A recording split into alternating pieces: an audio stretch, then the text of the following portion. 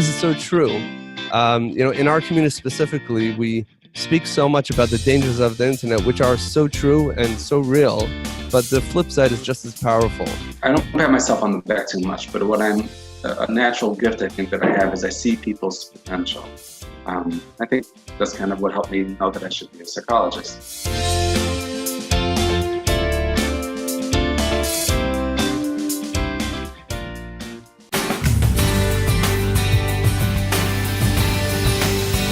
Caution, you will begin to love your 9 to 5 with this show. Join us as we explore and discover your unique strengths and learn to apply them to your daily business activities with your host, Shmuel Septimus.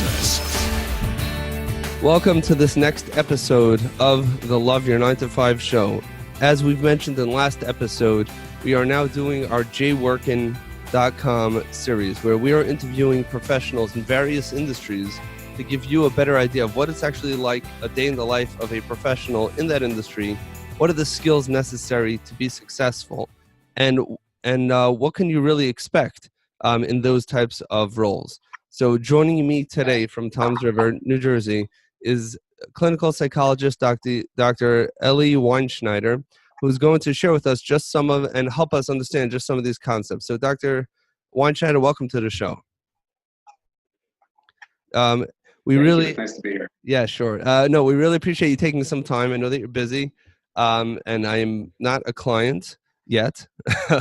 And you're going to share with us a little bit of what it's like being a clinical psychologist, and I really appreciate that. Now, just if we can start off, if you can just share with us a little bit, how long have you been in your current role? How long have you been doing this for, so we can understand a little bit about your experience level? Okay. I started going to school about more than 20 years ago, so it's been a long journey. Okay. I finished about 15, 16 years ago, and I was licensed in Chicago. I lived in Chicago before I moved to New Jersey. So I was licensed in Illinois for a bunch of years, and then I came here to New Jersey, and I've been licensed and been working here for about 9, 10 years. Okay, so it's pretty fair to say that you're not new to this. Was this your first, job that you ever had in your career? You went straight to this, or was there a journey? And if there was a journey, tell us how that was. Okay, it was career-wise. This is my first step into the career world. Was as a psychologist. Okay. It's a personal journey. It's something that I thought about long and hard. As a teenager, as a young adult in my early 20s, and I decided to go ahead and pursue this wholeheartedly as soon as I came back. Even before I started this before I got married, so I was in my early 20s when I started. I was the youngest person in my program. It's something that I thought about long and hard. I consulted with people that I really value, and I was told, "Hey, go for it." At the end of the day, I enjoy helping people, and it's a way that I can make hopefully a living doing just that. Got it. So that's why I got in this field. Right. So it seems so for you, the journey, basically you started off knowing clearly that this is where you wanted to go. And obviously, you're simplifying into what your journey actually looked like. But how was it so clear to you that this is exactly what you wanted to do? Well, actually, I'd like to share this with your audience. It wasn't clear. To be quite honest, as I was going through school, which was a long journey, 5, 6 years, there's always a little voice in the back of my head that says, "Hey, are you sure you want to do this? It's too hard. It's too long. Who knows?" And I basically would have to tell that little voice is, "Leave me alone," and march forward. And that's, you never know. You don't have a crystal ball, so you can't always know that you're going to something that's right. But it's called taking a calculated risk and moving forward in life. Otherwise, you end up just sitting back and going, "Gee whiz, what should I do? What should I do?" Which is not a way to live life.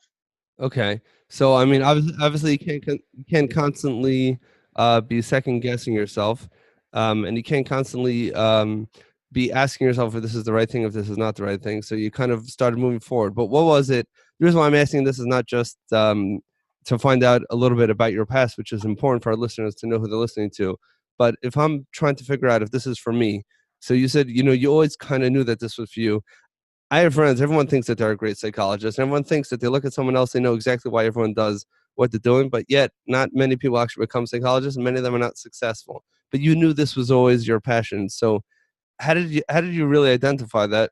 And more importantly, if I'm listening to this or if I'm watching this on YouTube and I'm trying to figure out if being a clinical psychologist or anything in the mental health field is correct for me, is there any way for me to go through the process? Like, can you break it down a little bit of what it might look like for me to know to make that decision? And just to be clear, it's not. I'm clear that it's not for me. Now you could go. Okay. Well, just like you're saying, it's not clear. It's clear to you that it's not for you. For some people, it's a big question mark in their head. The way to clarify that is to ask yourself if you have the patience for it. That's number one. It's an interesting field, and what I've been around for a while, so I've got the chance to supervise a lot of people and consult with a lot of people on this. And the way I look at it is, my profession is definitely a science and an art. That's the way I look at it. Not everyone will agree with that. Some people debate, but I look at it as a science and an art. So anybody can do anything. The personal example I give is, I know that I could become an accountant if I wanted to, but it is so against my nature. I don't think I would be good at it. If I'm stubborn enough, I can make it happen. I'm determined. I can be studious. I'll make it through, but I would never enjoy it. I would never be passionate, and I would never be masterful at it. So when pursuing any career, you have to ask yourself, is this something that I'm passionate about? Do I care about people? Do I find people fascinating, or would I rather avoid people at all costs? If you find people interesting, you care about them, and you wonder what makes people tick, and whenever you read anything about psychology or about human behavior, it grabs your attention, that's a good litmus test, and that'll tell you that you probably are cut out to this to some degree. No one has a crystal ball, like I said, but that should tell you a lot. And what you're also going to have to ask yourself is, can I handle it? It is a lot. I'll tell you personally, before I started this journey, was when I was back in Yeshiva in Israel years ago. I went over to someone who I really respect, a nice long white beard. I said, hey, how do I know that this is something that I could and should do? And he gave me a good parable that I try to live with. And he said, there's two ways to look at life. We'll compare you to a bucket of water, and your job is to water and nourish everything that's around you. And there's two ways to go about that. Either you can take the bucket and pour and pour and pour until everything around you is flourishing, you're running on empty. Or what you can do is keep pouring into the bucket, and you pour water into the bucket until it overflows. And then you're full, and everything around you is flourishing as well. And that was his advice to me, is, take good care of yourself as a human being, make sure you're a growing, happy, healthy, thriving human being, and then you'll be able to be there for others. Wow. So that definitely helps when it comes to the field of mental health. That could apply, I'm just thinking out loud, that could apply to lots of other areas of life as well, by, working on yourself and becoming that, that person that people want to be around. But going back, in a very practical way. So if I'm embarking on either a career change, or if I'm trying to figure out initially which career is correct for me. So, the name of the podcast is the Love Your 9 to 5 Show. It's not for no reason. It's because I sincerely believe, and I know that there are various sources, Jewish and otherwise, that show that you will be super successful at that which you're naturally gifted at. Yes, like you said, you could become an accountant and you may be good at it. You may excel to some extent, but it's not a natural fit, and you're partially breaking your personality to be able to do what you need to do. And there's some things in life you have to do that for, whether or not you like doing it. But if this is going to be the way that you're choosing to contribute and to bring value to other people, you want it to be in a way that's naturally you. And you were fortunate to see and be conscious of the signs that this is something you're always fascinated about. For example, a question that people are asked is, if you had your paycheck coming in consistently from another source, you won the lottery, you're getting paid now for the rest of your life, you don't have to worry about paying bills forever, would you still sit down do whatever you do? So in your case, would you still sit down and invite people to your couch and talk to them and try to understand their personalities?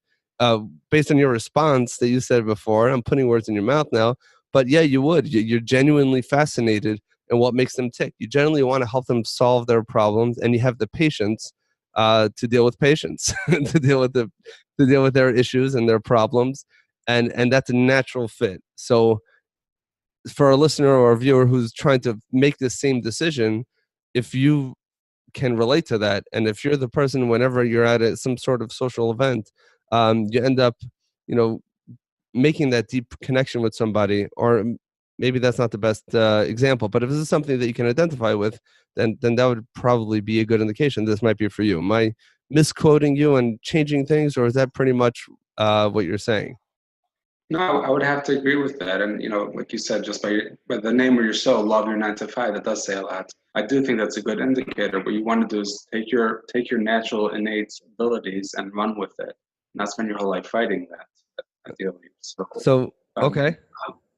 So you definitely want that to work. Now, if someone, so I'm trying to figure out if psychology or mental health is for me. In my brain, I'm not a psychologist. I will not disclose how frequently I visit one, if I do. But what I will say is that from a layman's perspective, I assume the life of a psychologist is that they have some sort of home office. Maybe they rent a space somewhere. People come in, they share, they open up, and they share whatever it is that they share. Their professional gives advice, listens, does whatever they do, and they go home.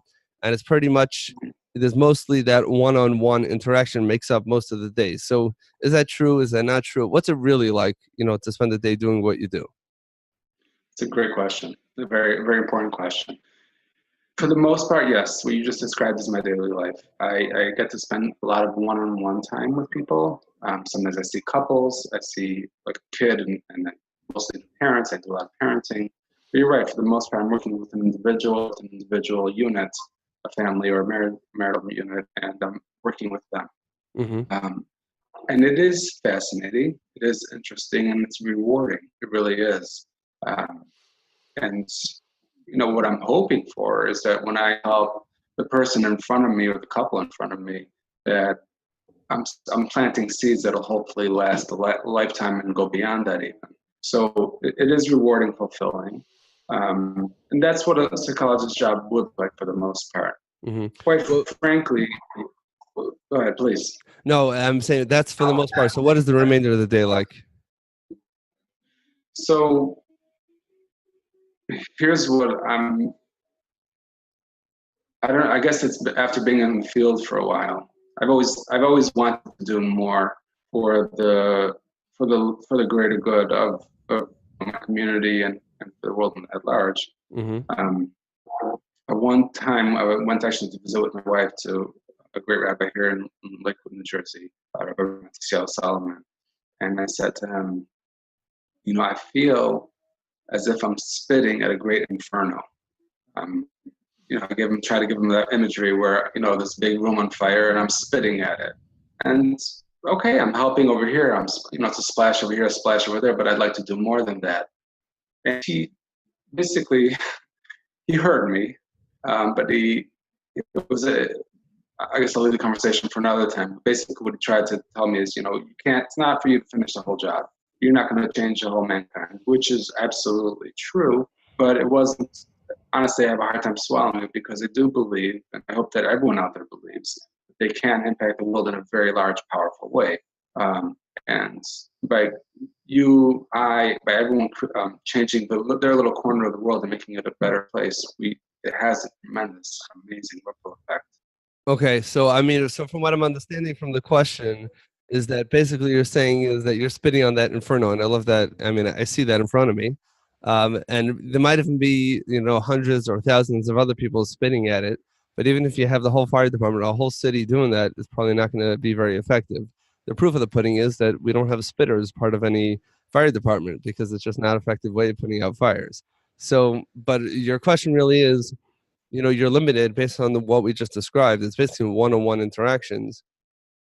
The question was, how could you make a bigger effect? How can you impact more people? And I know we discussed this, before the show, but there definitely are ways that you can do that even more. I mean, now with as exciting and as powerful and sometimes dangerous the internet is, now you can create content that is, instead of just waiting for someone to actually make an appointment and sit with them one-on-one, there's obviously books that could be written, there are courses that could be made, there are podcasts that, that could be shared, and YouTube videos that could be shared.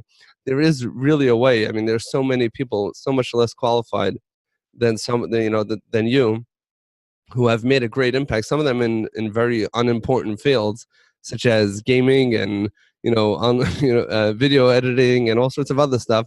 But if these people have impacted hundreds of thousands of people, really, and this is really something I believe in very strongly, which is part of the reason why I'm interviewing these professionals such as yourself. But the point of this is that through having these conversations, this conversation we're having right now can really impact so many more people. That this one conversation, if you have a few people who are genuinely contemplating, a career change, and they're really trying to figure out, is this right for me? Is this not right for me? I don't know what mental health is. What is it really like? And they're going to be listening to this conversation, and they're going to be watching this video, and they're going to be saying, wow, now that's the type of person that does it. That's the personality. I think that could be good for me also. They may reflect on their youth and say, I was the one who went over to that person at all those events that maybe other people didn't want to socialize with, because I was fascinated. What made them, beat, drum to their own beat? What made them tick differently than everybody else? And they may actually pursue a career in mental health and affect all their people. So now you just created another spitter. And you may create multiple other spinners, and this is really, I'm sorry, I'm getting worked up here a little bit, but this is so true. In our community specifically, we speak so much about the dangers of the internet, which are so true and so real, but the flip side is just as powerful.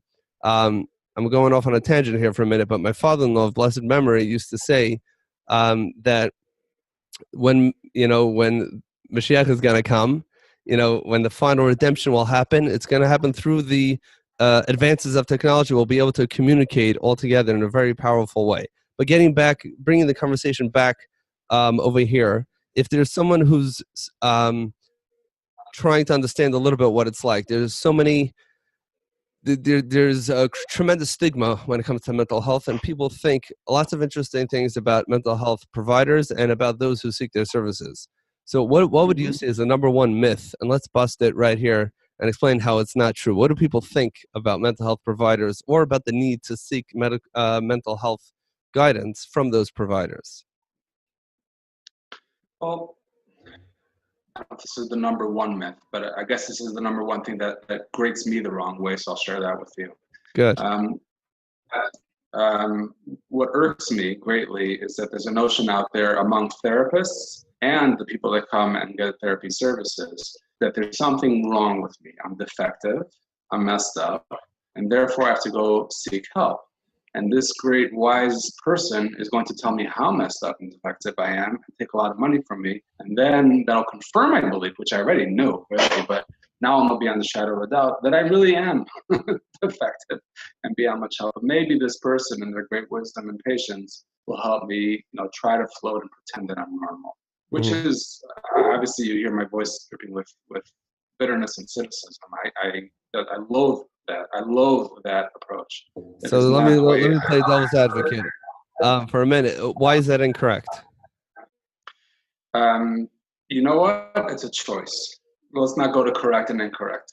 That's a choice, in my opinion, a very poor choice of a way that one can look at themselves. What I try to share with people is that you can look at yourself like that, but it's going to lead to life of misery. And then the best you can hope for is to try to pretend that you're a normal, half-decent human being. A much healthier way to look at yourself. Whether you have a true blue diagnosis, let's say a person has depression or bipolar or a personality disorder, or they have learning disabilities or ADHD or whatever, pick an acronym, pick a diagnosis. But you can look at yourself, God forbid, as a miserable human being, like a schizophrenic human being. Or what I try to encourage people to do is to look at themselves as an amazing, incredible person who, by definition, is imperfect. And your job, your task, is to take the strengths the God-given innate abilities and strengths that you've been given, and to run with it and make the most of yourself with it. Of course you have your flaws. Join the rest of us. You think shrinks are perfect? I have plenty of flaws. The goal is to try to perfect ourselves throughout our lives and become a better and better human being, period. Wow. So that's pretty powerful, because the stigmas, there are so many, sometimes some people are too generous in dishing out and labels for for any, I'm talking as a father, I'm talking specifically about children. And then if someone merits to get any sort of acronym that does not reflect any advanced education, then automatically, yeah, it's like somewhat handicapped. So if someone's physically handicapped, they might need a wheelchair, they might need therapy, physical therapy. So this person has a mental or emotional problem, and that they need their sort of adaptive equipment in order for them to deal with life, which may be true that there's a necessity to obviously there's a necessity to deal with it, but by viewing, I'm paraphrasing here, but I'm processing this at the same time, but by viewing themselves as defective, they're doing themselves and probably everyone around them a great disservice. Oh, yeah. Do you find, I'm thinking out loud, do you find that people who successfully work through one of these challenges either work through it and come out the other side with a manageable system to deal with life, or even if they don't work through it and they still have it and they still have to deal with it, do you find that they're better and stronger people as a result, or do they just get back to where everybody else started? Well, again, I know I'm oversimplifying a field that is vast. I mean, there's nothing more complex than a human being. Right. You know, the greatest computer you'll ever come out with doesn't touch the toes of a human being. Mm-hmm. So I don't mean to oversimplify it, but if I had to, I'm going to stick to my guns over here. If I could just flip that switch, if I can crawl into a fellow's head with a screwdriver and just flip that one switch where they start to see themselves as a good person, that will make the difference. So, you know, I know I'm not perfect until I'm 6 feet under, I'm not going to be perfect. My job is to protect myself and be okay with not being perfect while still pursuing the journey. If you ask your superhero, whoever he may be, you know, if you have someone that you greatly admire and you say, "Sir, ma'am, excuse me, do you think you're perfect?" They'll laugh at you. They'll cry, one or the other. You know, if someone really, really, really believes they're perfect, then please give them my business card. No, but what I'm driving at here is, if someone comes in, let's pick depression, and someone is not functioning well because they were told that they're depressed, they think that they're depressed, they went to someone else who said you're depressed, we can't help you, and they come into you, I am a depressed person, and then you work with them, you work them through it, and now they have some sort of system with which they can function in a healthy way, and they come out the other end. Either they no longer wear that label, or they wear it proudly, or they have some sort of framework to deal with life. Do you find that in other words, the biggest success case for you or for any mental health professional, is it bringing that person who had a problem back up to where everybody else is, or do you think that it's possible that they can even exceed what we would consider normal? And I guess, of course, this is oversimplifying things, but my real question is, do you see people that through overcoming that challenge, that they become greater people and they can even be ahead of what you would call a regular normal person? Okay, thank you for spelling it out. So I would take option B. In other words, the way I look at it is, I'll give you a visual. This is the way I think of it. I imagine myself on top of a bell curve. If you remember what a bell curve looks like a little bit, it's, you know, so I imagine myself, I think I'm a pretty half decent normal person. So I kind of imagine myself in the middle standing on the middle of the bell curve. Okay. And with some folks that I deal with, my job is to take them and drag them and try to get them drag them towards the middle. Try to, you know, to the main standard deviation where most people are. That's my job with some people. And then with other people, my job is to stand in the middle of this bell curve and get behind them and shove them towards the positive tail of the bell curve, towards greatness. And I love that. I love when I'm able to take a person and help them like recognize they're a decent person, a good person even, a powerhouse of potential, and then shove them towards greatness. There's nothing more rewarding than that. So I hope that answers your question. Absolutely. A person who, once they get their momentum going and they start moving and making changes, you know, if they could just keep that moving, it's unbelievable how far they can go in life.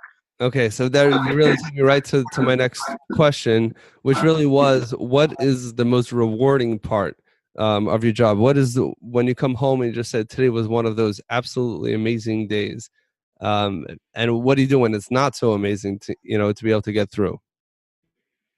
Okay, those are two very heavy questions. Yes. So first, I'll take the fun one. All right. The one that we hope for is it is when you see someone and you see the growth that they've made. And I have to do this in my own hand. The clients that I work with, I recommend they do the same.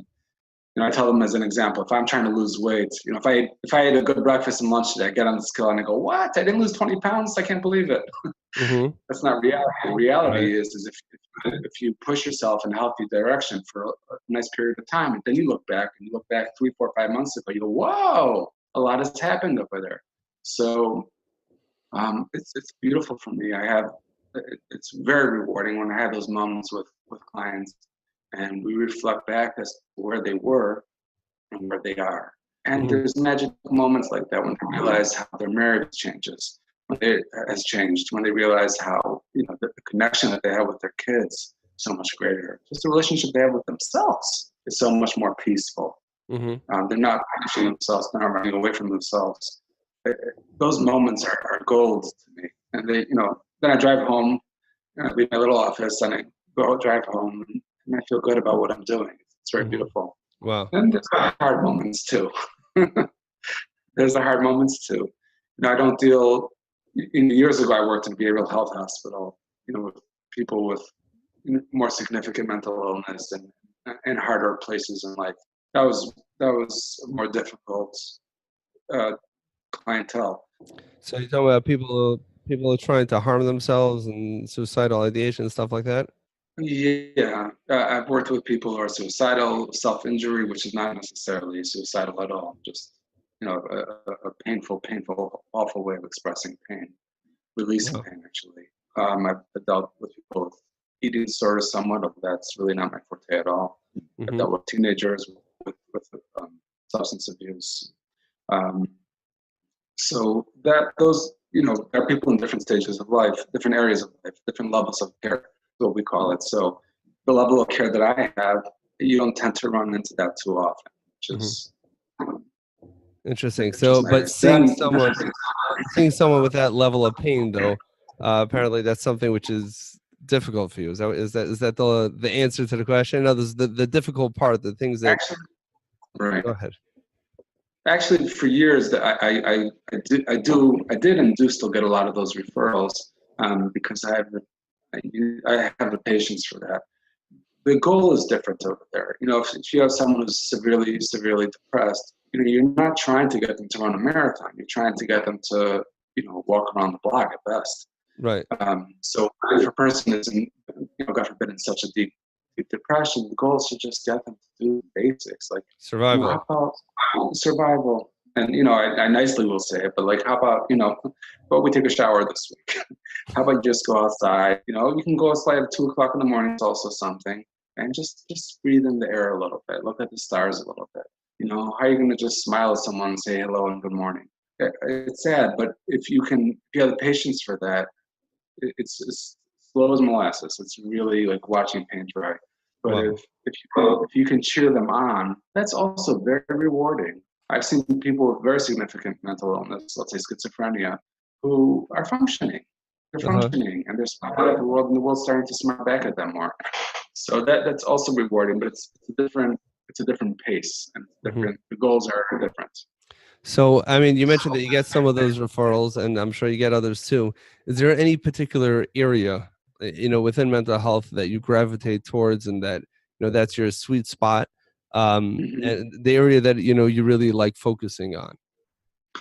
Well, I am eclectic, so I've been, like I said, I've been doing this for a while. But where my heart really is, and God willing, this is what I really hope to focus on a lot more, is it's growth.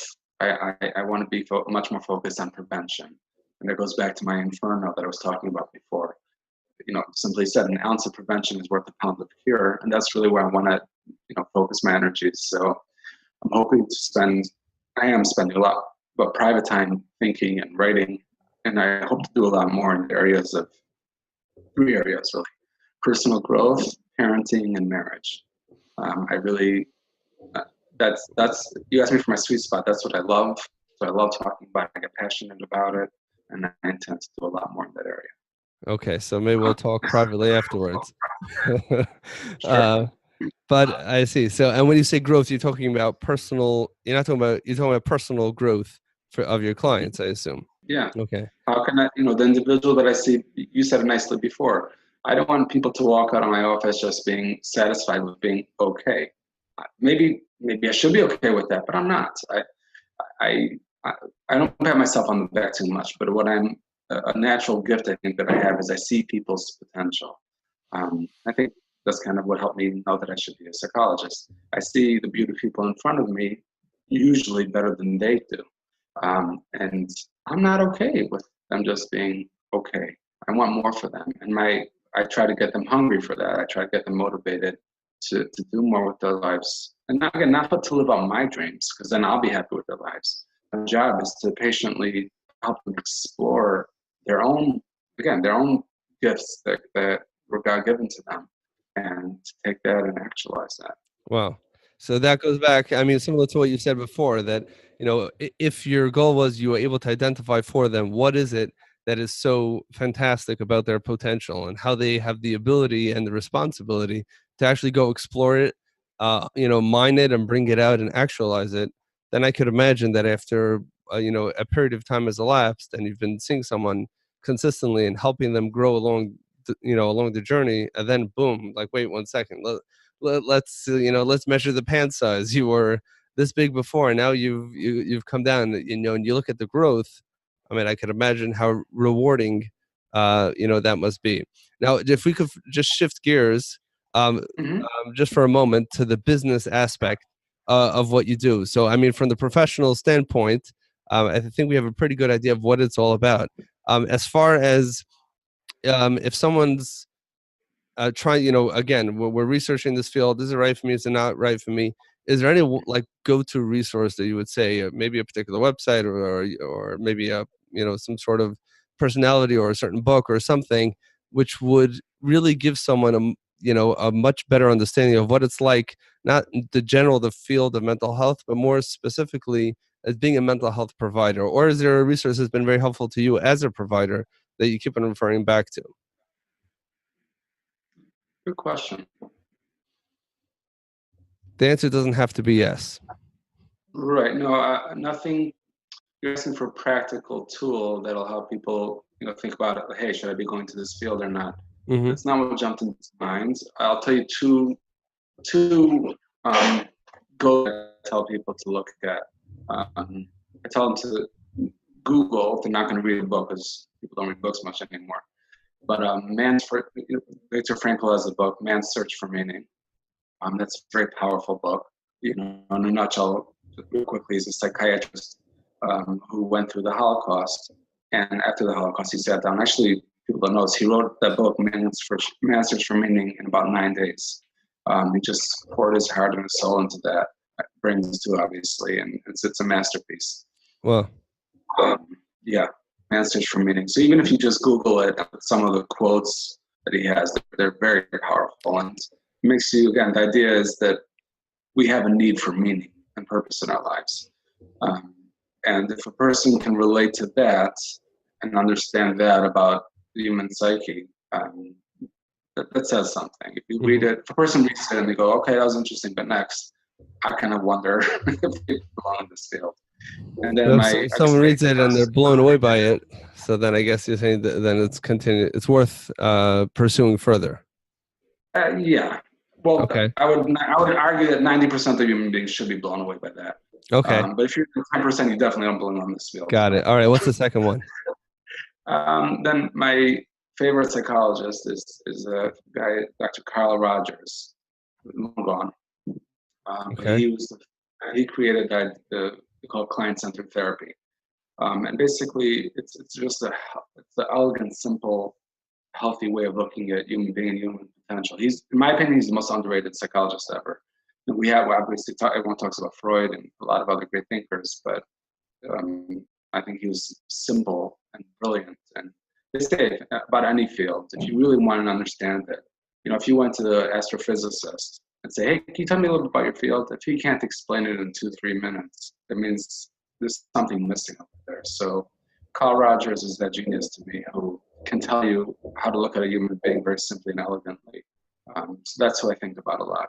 So again, if someone wants to go to the field, I would tell them, Google Carl Rogers, read up. You don't have to spend more than 20 minutes, 15 minutes.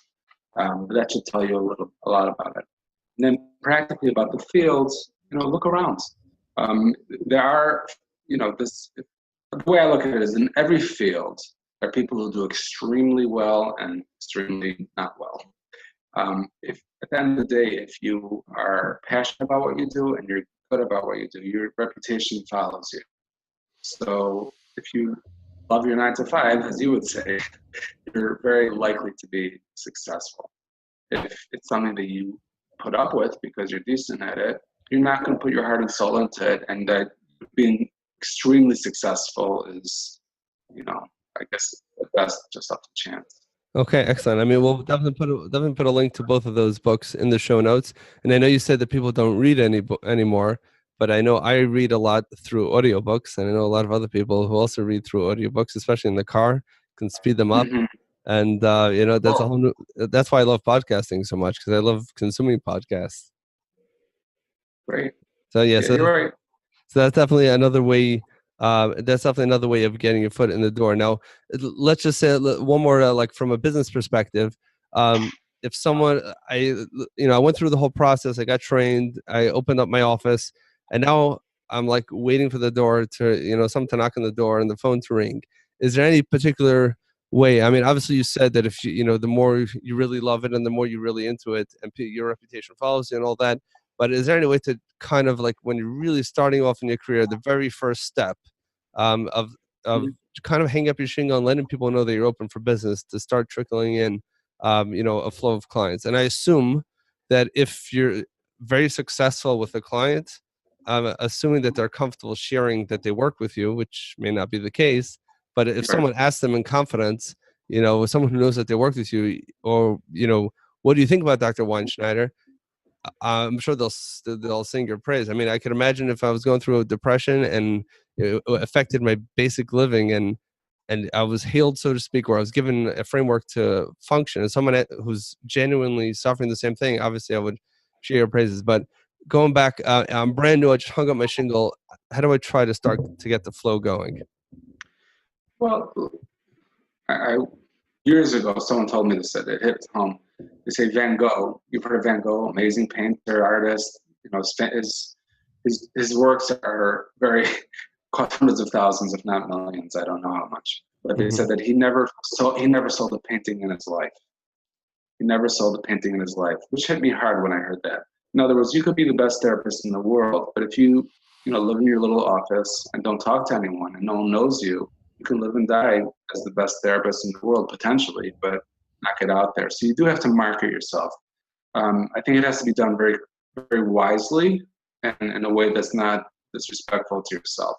I'm not a big fan of ambulance chasing, but I am a big fan of talking to people and getting your name out there in a way that people can see the good work that you do. And again, like you mentioned before, if you went to a great podiatrist, you would sing his praises, her praises to the world. Why not share that with your neighbors and friends? Mental health is a little bit more private. There's more stigma attached to it. So, right.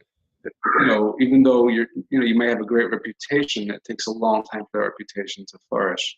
But again, if you talk to people who you think are going to be good referral sources, which could be, clergy, medical professionals, schools, community centers, there are, if you go out there and make yourself known, if you give psychology away, in other words, if you share what your knowledge and your abilities with people, it will come back to you. That's the way I look at it. So I don't want a get rich quick scheme. I don't have one.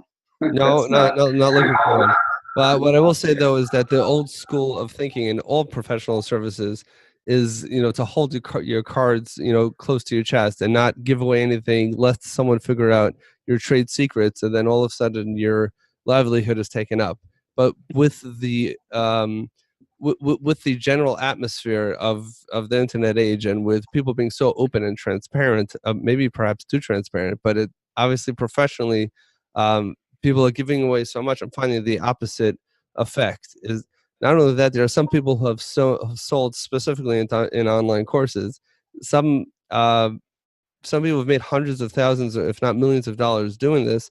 They've said that some of their best stuff they gave away for free, and still people paid more to get the little extra bit because of the hand-holding, because by getting all that free content and by they develop that real relationship with the creator of the content, and therefore they knew that if this person is offering them the 10-step system to do X, they know this person is not a cheat, not a scam. There's plenty of those out there. But after having developed that relationship, they're happy to spend $500 with this person because they're confident they're going to get that result. So by sharing with yourself, with, like you said, with community members in public forums, and kind of just sharing the wealth and people seeing that you really know what you're talking about, or coming onto a podcast and going onto YouTube and, sharing information, obviously that can be very beneficial. Last thing, second to last thing, if people want to follow you and to be in touch with you, what is the number one best way for them to reach out to you directly if they want to work with you, or if they have any further questions? Okay, they could always, I have a little website, which I need to develop further, but it's choosetotransform.com. I picked that myself years ago and kind of created a website and let it kind of sit there. But choosetotransform.com. You can always call my office number, 732-370-3066. And you could email me at ew@choosetotransform.com. Okay, excellent. Any final parting words to our listener who's going through this journey and deciding if career and mental health is for them? Any final words of advice before we let you go? Well, I really, honestly, I really love the title of your show, Love Your 9 to 5. I would highly encourage, whoever's out there and thinking about what they want to pursue, is ask yourself, what would you love to be doing? Money will follow. So really, what would you love to be doing? Where do you think you could take your natural innate abilities and help them and just flourish, run with it? Use your imagination, use your creativity, think back to your past, what you used to be passionate about, and dig deep inside, and you'll find some. You'll find a lot of something, probably. And then the question is how to make a living off of it. Okay, that's a practical question. But when you look deep down inside, you'll find it. Yeah, I mean, what you just said is so amazing, and obviously, like you said, that is the name of the show. Currently I'm a nursing home administrator, and I've interviewed so many people for various positions, and there's one particular person who I interviewed. She was in finance for many years, and she said how terrible of a fit it was, and now finally, after wrecking a marriage and having a pretty complex life, she's late in her 40s, she finally finalized her dream to become a nurse, and now she's starting her career. When I asked her and she even commented, like, I wish I would have done this straight out of high school. I said, why didn't you do that? What was holding you back? You knew you wanted to do it. Even then she knew it. But, her father was in finance and her uncles were, and it was just like self-understood. Other people projected their values and what maybe it was a good fit for them onto her. And she was never able to express herself until life forced her to step into her own shoes. And she was a sole provider for her family. And she had to do what really worked. And, sometimes I wish that I could go back and, my parents didn't have iPhones when I was growing up. They still don't.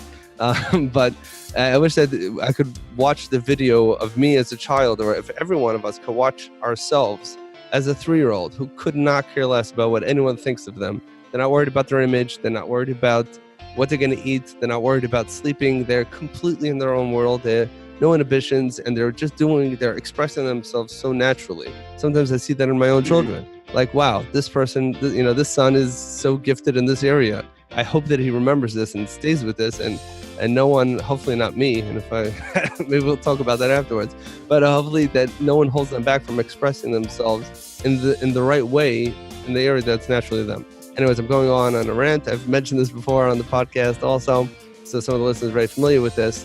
But really, thank you so much for coming on the Love Your 9 to 5 show. Thank you for sharing some of your content, and some of your wisdom so generously with our listeners. And I really hope that through this conversation, that if we help even one person who's on the fence as to either to seek professional help, and this helps remove the stigma, or if someone really realizes that this is not for them, that they don't go in, that's also a tremendous accomplishment. And the other way too, if someone realizes that this is for them and that they go and they take the leap and they're successful, I mean, that would, it's already worth our time just for that. So again, thank you so much for coming on. I appreciate it. My pleasure. Thank you very much. I really appreciate it. Take care.